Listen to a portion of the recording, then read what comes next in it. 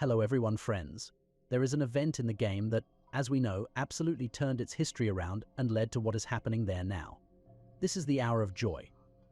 In one of our previous videos, we talked about the Hour of Joy so that we know what it is. But where was the player during the Hour of Joy? Many will assume that the player was fired or left, but today we will discuss this, and I'll tell you a possible theory. But before that, friends, please do not forget to subscribe to the channel. Give likes. And we begin. The Hour of Joy is a major event that occurred at the Playtime Co. factory on August 8, 1995. This tragic incident was initiated by the infamous Bigger Bodies initiative, and it would set in motion the events of Project Playtime and Poppy Playtime. The Hour of Joy was planned and orchestrated by the Prototype, who wanted bitter revenge on Playtime Co. It resulted in a vast massacre, leaving behind a horrific scene. Although the player worked at Playtime Co., Poppy tells the player they deserve the truth, implying that the player wasn't at Playtime Co. during the Hour of Joy due to they left their job or got fired before the incident happened.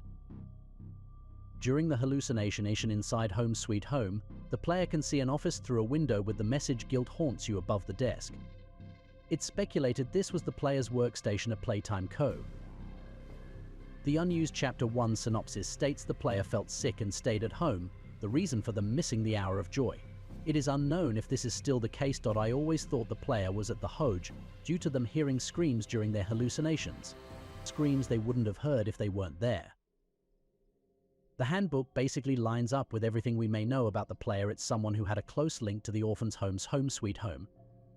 Someone who was actively engaged with the Bigger Bodies initiative, someone who felt some guilt and disgust over their actions, and the actions of the company. Someone who was born on the 28th June. I had liked the theory that we were the head of production, but I think that no longer lines up and was a red herring. This was someone actively experimenting with the kids. I also think this debunks the theory that the player was Stella Graber.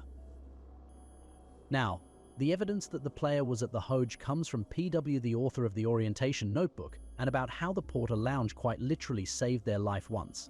PW was also supposed to be at work on the 8th for a Playcare meeting. They had also tried quitting on the 3rd, but were convinced to stay. The bloodstains throughout the book also interest me. Some are old bloodstains on science reports, something PW would have access to. Some seem fresher and on top of the pages. Some, however, seem to have been on the page before the handbook was printed. The only explanation I can have for this is that PW printed the remaining pages of the notebook, which were already stained in blood when they escaped the Hoge.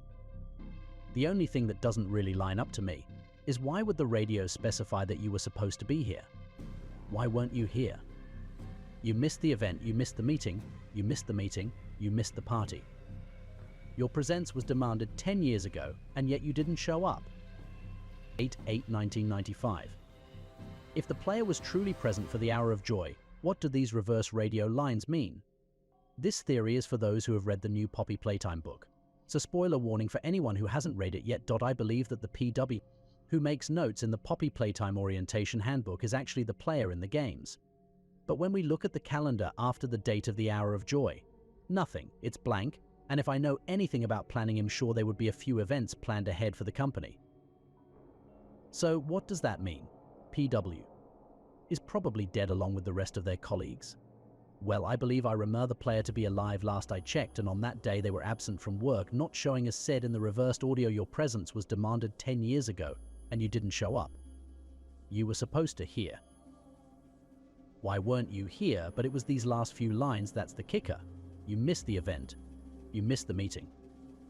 You missed the party. Why would this be important? Well, if you look at the calendar on August 3rd, it shows a crossed out line over quitting with a note saying have been persuaded to stay, meaning they were still part of the company and was meant to still come into work, but it's clear that PW was at the point of fully being done with this god-awful company. So what could have possibly persuaded them to stay? A threat? Their signed contract? Or were their employer demand that they stay? Cause, as we've seen, Playtime.co is not above pulling a few tricks.